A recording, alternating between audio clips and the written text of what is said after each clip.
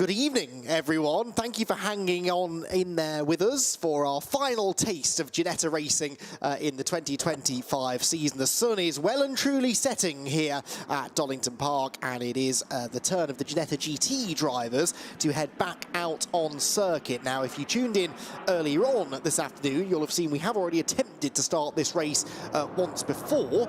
Sadly, we had a fairly significant incident at the start of it, a multi-car incident exiting the first corner with a total of 5 or 6 drivers involved. The good news is I've had word from Ginetta that all of those drivers are okay.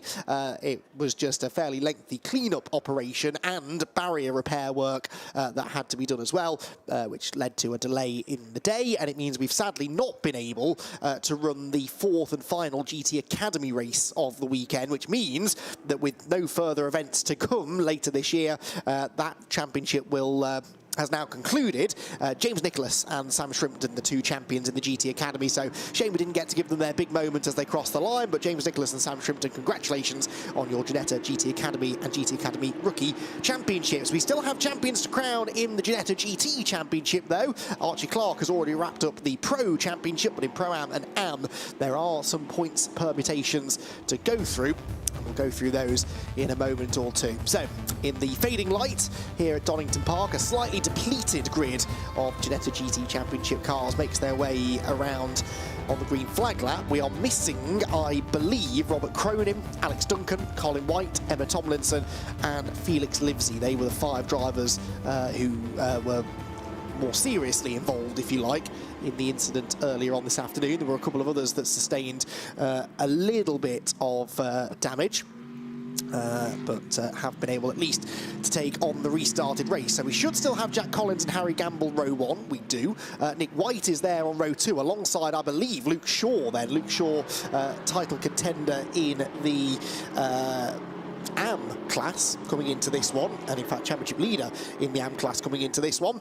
Then we've got, who's next? Hadley Simpson, who actually can count himself very lucky because he got spun coming out of Redgate Corner in that first attempt to run this race, and because he got spun it meant he wasn't then involved in the secondary incident that happened centred around the likes of Robert Cronin. So he fortunately evaded major damage. He'll start 5th ahead of Mike Taylor. Then it is Cameron Pratt-Thompson ahead of Ali Jafali. Ali Jafali, 2nd of the Am drivers in the championship, with Mark Ellman, James Rowling, sorry, no, not James Rowling, Mark Ellman and Oliver Fordham, I believe, to round out the runners. No, James Rowling is there, that's good news, so he is going to be taking the start then in the 75 car. So very quickly, Nick White must outscore Harry Gamble within Pro-Am by 24 points in this race to be the champion, whilst in the Am class, Jafali needs to outscore Luke Shaw by 10 points. That became an awful lot more difficult, not only because we've lost a number of cars from this race after the incident before, but this was supposed to be a 40-minute race, therefore double points.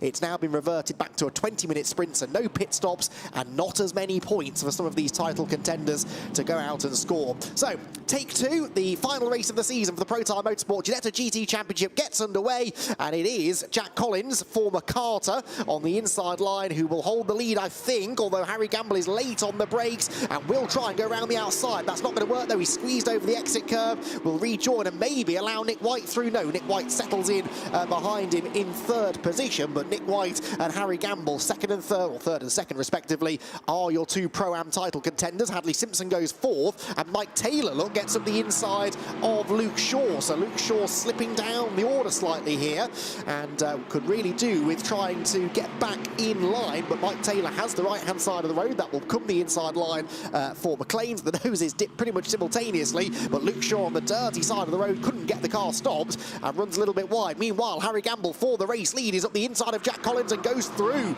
into Coppice Corner. So Harry Gamble gets himself ahead. Nick White really needs to try and go with him, and is going with him, but I'm not convinced he's got enough momentum off the turn to make that move stick. He's sort of hovering on the outside of Jack Collins, but Collins is clear of him as they hit the brakes into the chicane.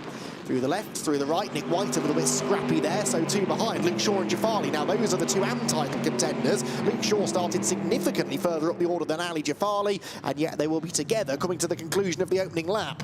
Hadley Simpson there around the outside at the Melbourne hairpin, tries to steal third place away from Nick White, and that might just work. He's got the inside now for Goddard's, and I reckon if he's late enough on the brakes, he should be able to go through. Is he late enough on the brakes? Well, yes, he is, and he will slip by, with Mike Taylor now also starting to close in on the pair of them. So, down into Redgate corner, Hadley Simpson defends that inside line again. Nick White losing too much ground now to Luke Shaw. He needs to try, Harry Gamble needs to try and get up there and challenge him if possible. That was always going to be a tough ask though for Nick White, because 24 points is a fair gap to bridge. He had to outscore Gamble by 24 points. That would have been a little bit easier if this were running to the full feature race point system, because when it is the longer race, there are, I believe, 70 points available for a race win.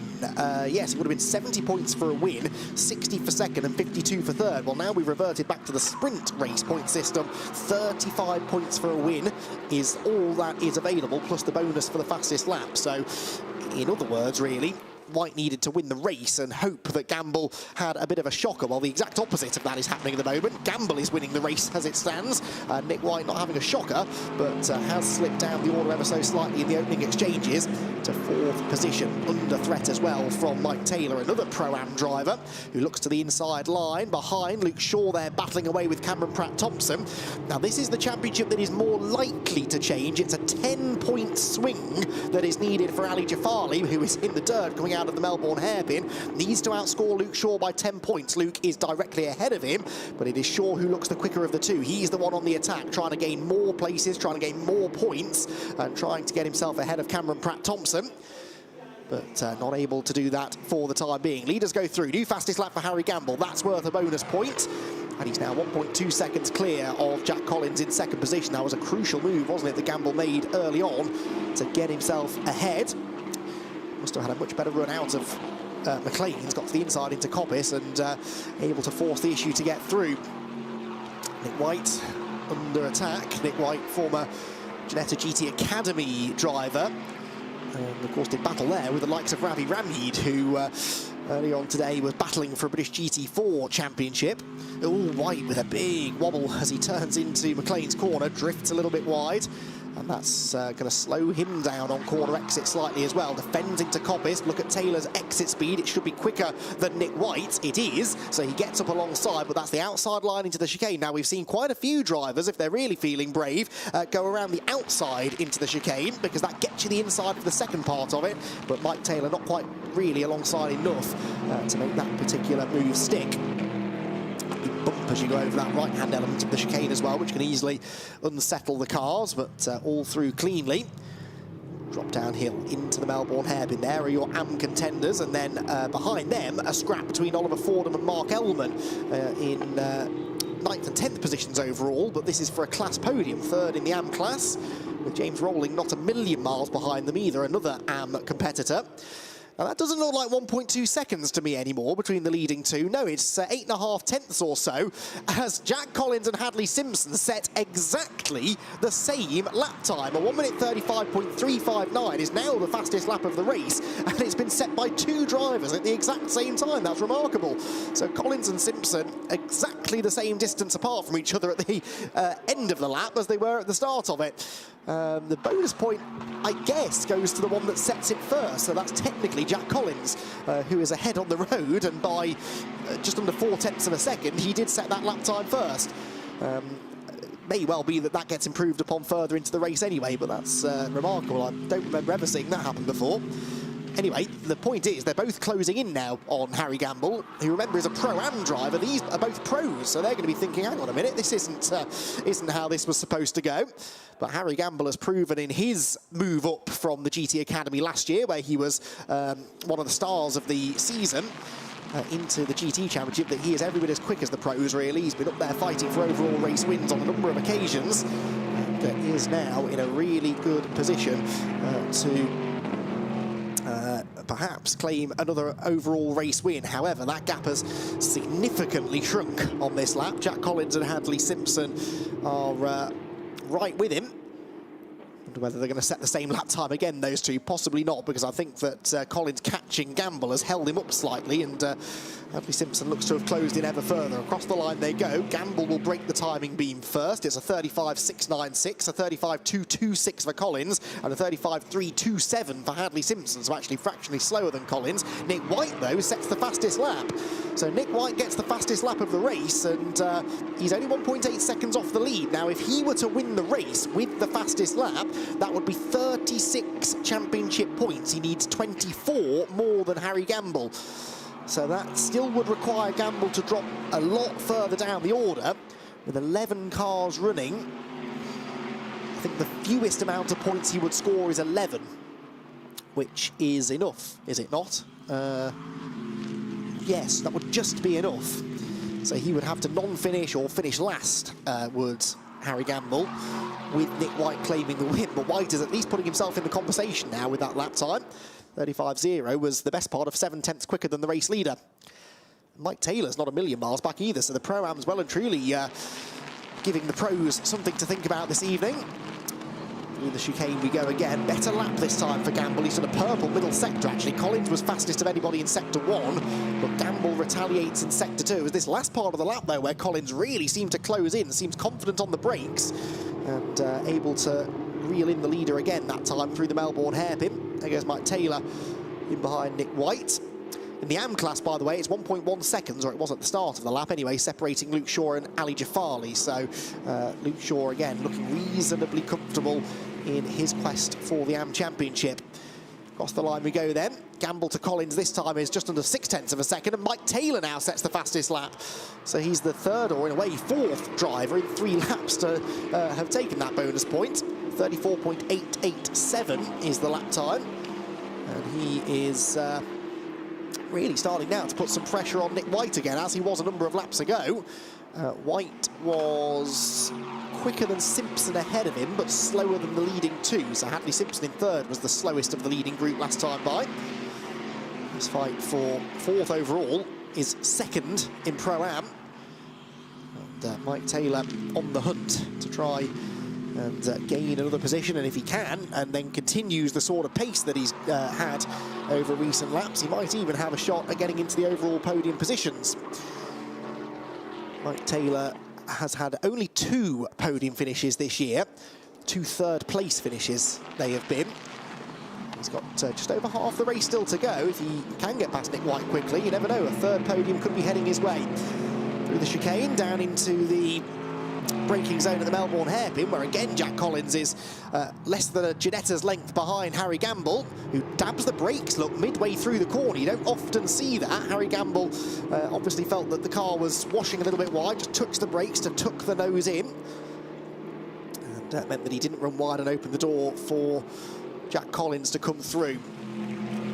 Like that Ginetta Junior race earlier on, though, this has got a pressure cooker feel. It's all quite well behaved for now, but at some point you feel Collins is going to have a go at this. He's a bit later on the brakes into Redgate. Brake lights from Gamble's car illuminating the front bodywork of Collins' machine. Same situation with White and Taylor, as they both were able to reel in Hadley Simpson slightly that time.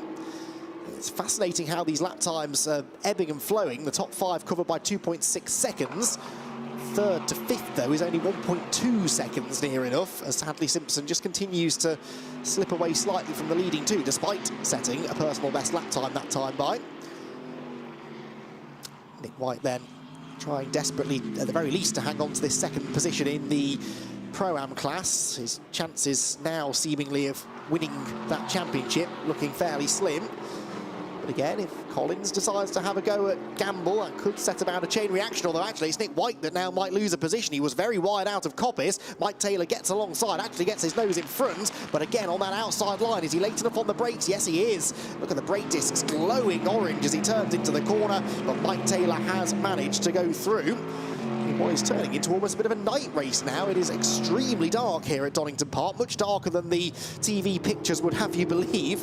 And it's always a brilliant time of day to go racing this, because you start to spot things you wouldn't normally spot. The heat from the dual exhausts at the back of the car, the brake discs glowing, the lights flashing, sparks flying as they run over the curbs and the bumps. And Mike Taylor is about to do that, as indeed did Hadley Simpson. Mike Taylor's well off the road though, and all of that hard work to get himself ahead of Nick White is undone with a mistake coming out of the final turn. I wonder whether he followed Hadley Simpson there. Simpson had run wide just out of shot, directly in front of him. They both have dirt on their tyres though, and this is now giving Nick White the chance to get alongside and maybe get into a podium place. He's got to try and go for this really, round the outside through the left-hander. Is Hadley Simpson going to hang on? The inside into the old hairpin belongs with Nick White, and he goes through. 2 places gained in half a lap. Simpson's wide and Taylor will come by as well. So it's all fallen apart there for Hadley Simpson. And in fact, Taylor's got a bit of a run on Nick White, who wasn't quite sure if he was clear of Taylor, couldn't get to the inside to defend into McLean's. And it might be 2 up, 1 down for Nick White here. He got ahead of Taylor and Simpson in quick succession, but now Mike Taylor, I think, is going to get past him again. So 2 places gained for Taylor, and this has all brought Cameron Pratt-Thompson into the picture as well now. Look how far they've fallen away from the leading 2. I was saying only a couple of laps ago it was, what, 3 seconds covering the top 5? That is no longer the case, but these 4 are even closer together than that. Taylor, White, Hadley Simpson, and then Cameron Pratt-Thompson, the 4-car battle for 3rd place at the moment. Nick White will be a bit frustrated, I think, to still only be in 4th position after all of that. Yeah, an odd situation with Hadley Simpson and Mike Taylor both making the same mistake at the same time, but ultimately Nick White not fully able to capitalise. So with this second group of cars now falling away from the leading 2, does that free up Jack Collins to be a bit more aggressive in his pursuit of the race lead? He's sort of keeping this half a second or so distance, isn't he, to Harry Gamble. He can't seemingly get much closer, but isn't falling away much further either. It's Mike Taylor now into that 3rd place. Looks like he might have the speed to get away from the next group of cars. That was a 36.5 for him, but of course lost time battling. See what his next lap time is in much cleaner air. So the leading 2 head up through Schwantz Curve. Hit the brakes for the McLean's right-hander, I should say. Jack Collins there slithering around in 2nd position as well. Taylor 3rd, White 4th, Simpson 5th, Cameron Pratt-Thompson 7th, and in 8th position is Luke Shaw. He's the best part of 4 seconds now, look ahead of Ali Jafali. It's a big gap, and that is more than enough to seal the deal in the AM Championship. Personal best 1st sector on this lap for Jack Collins, 2nd position, but then drops the couple of tenths he'd already gained in sector 1 with a fairly average sector 2. Gap at the front staying much the same. This looks like a move waiting to happen though, doesn't it? The vinyl detail livery car of Cameron Pratt-Thompson is on the hunt for 5th position. And 2nd in the pro class as well. Simpson and Thompson both running in the pro category. On the timing tower to the left of your screen, the white background, well, I mean, it says pro, I don't need to explain the colours. Pro is pro, pro-am is pro-am. And funnily enough, the orange AM category labels, they are your AM drivers. And again, a real mix here with 2 of those 3 classes represented at the front of the field, and a pro-am driver leading the way overall by still only about 0.6 of a second. Mike Taylor, though, I said in clean air he'd be one to watch. He's just done another new fastest lap, a 1:34.841, about half a second quicker than the leader. Got 5.25 minutes to go, and he's 4 seconds off the lead. I wonder whether he could get there. We'll be hoping that Collins starts having a nibble at Gamble, won't he, and maybe start delaying the pair of them. So Mike Taylor really flying here. Saw him go well in a GT Academy here last year, though, I seem to recall. It's a circuit, Donington, that some drivers really do gel with. I think all of them enjoy driving here, but certain drivers just have a knack for this place, and they always seem to appear at the front. Hadley Simpson, as I said, will be fairly grateful even to be in this race, I think, after his spin at the initial start. Well, he might not be in 2nd position in class for much longer, though, because Cameron Pratt-Thompson, who himself you can see has had a bit of bodywork replaced on the front of the car, is well within striking range if he decides that there's a move to be made.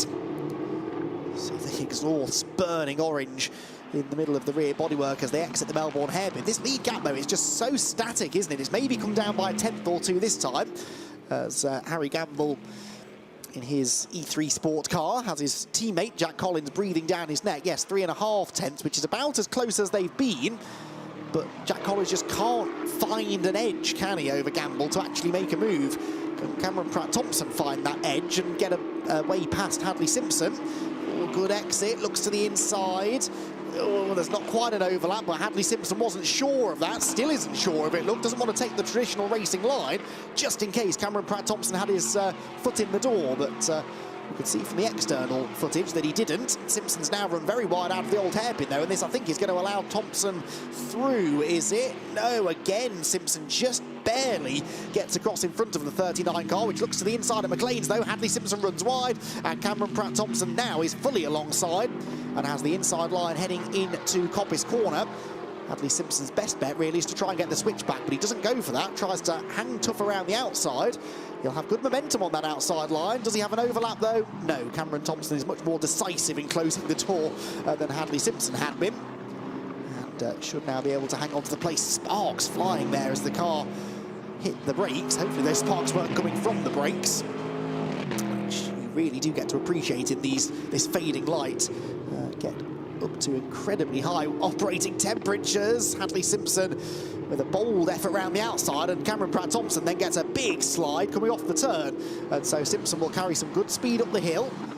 Hits the brakes on the inside line. Hadley Simpson wide in, tight out. That'll be the aim, but difficult to do at Goddard's because it's a quite steep downhill run through there. The front of the car tends to wash out wide.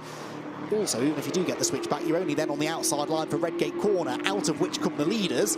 And again, near identical lap times that time by Gamble a 35.261 and Collins a 35.253. 8 thousandths of a second the difference in lap time. They're remarkably evenly matched, these two. Cars run out of the same stable, as I said, the E3 Sport squad. So similarly prepared cars, possibly similarly set up as well. The drivers will have a fair amount of input through testing and the earlier races as to what they want the cars to feel like. But you'd imagine the E3 Sports squad run a fairly similar setup on both of these cars, and it's showing because there's next to nothing to choose in their lap times. They are now gapping Mike Taylor, by the way. I think Taylor might have had the best of his tyres and is 3.8 seconds behind these two now. Half a second slower than them on the previous lap.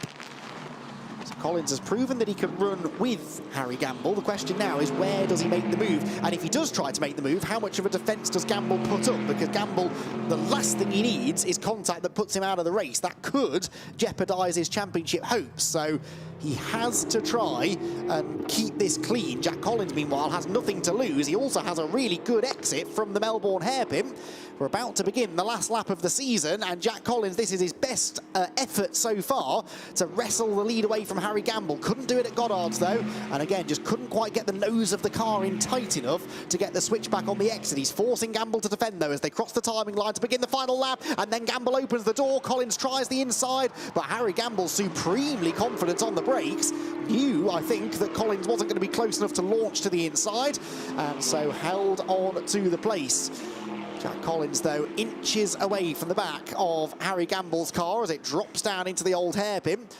Again, sparks coming from the front of the car as the splitter starts to drag on the ground.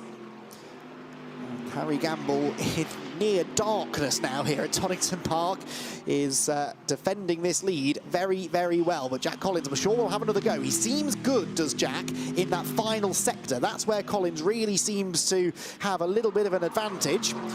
Jack Collins, 3 times a winner already this season. Harry Gamble just one outright victory. Of course, numerous class wins, but overall victories have been few and far between for Harry Gamble. Is he going to double up here and get a second win of the year? Well, he's gapped Collins slightly through the middle sector. Mike Taylor, by the way, who I said maybe had the best of his tyres, set a fastest lap last time around, just to prove me wrong. There he is, look, a few more laps, and he might have been with the leading two. But as it is a two-way shootout for the win. Harry Gamble just a corner away from wrapping up the Pro-Am Championship. But will he do it with a second overall win of the year? Jack Collins doesn't even feint to the inside into Goddard's. He knew he wasn't close enough. And so Harry Gamble, I think, is going to get it done. Out of the final corner he comes. A second win of the year, and provisionally the Pro-Am Championship to Harry Gamble. Jack Collins Collins second, a charging Mike Taylor third, and Nick White in fourth has to settle for second in Pro-Am. Luke Shaw, meanwhile, comes off the final corner, and he will claim another AM win to also seal the AM Championship. Ali Jafali, in the end, just didn't have the speed in this one to get anywhere near Luke Shaw beyond the first few laps, and so Luke had a pretty uneventful and calm run in the end to the Class Championship. So Harry Gamble and Luke Shaw add their names to the Ginetta Championship roster this year, and will join a number of very, very talented and deserving champions after what has been a hugely competitive and hard-fought season of racing across all three of the Ginetta Championships.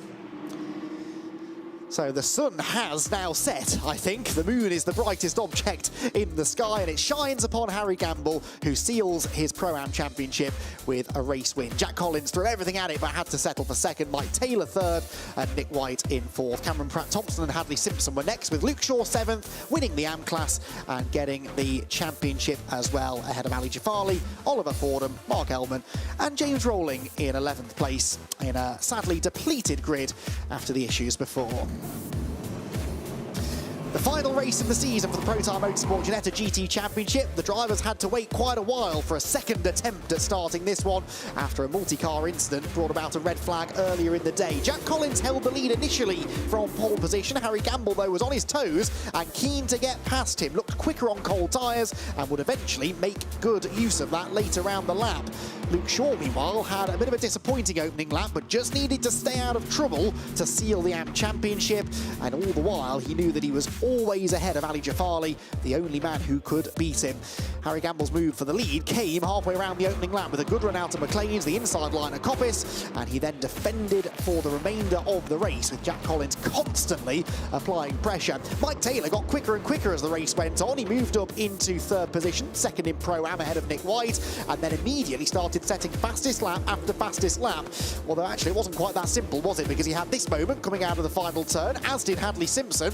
Nick White was briefly third, and then as Simpson fought back against him, the two of them tripped over each other rather at the old hairpin, and it was Mike Taylor who once again was able to opportunistically take advantage and get himself back into that third position. That's when he was in clean air and was able to start setting some really quick lap times. Finally made the move stick at Coppice and pulled away from Nick White from there. Harry Gamble managed to hold on from some late pressure from Jack Collins to claim the win and the Pro-Am Championship at the end of the weekend.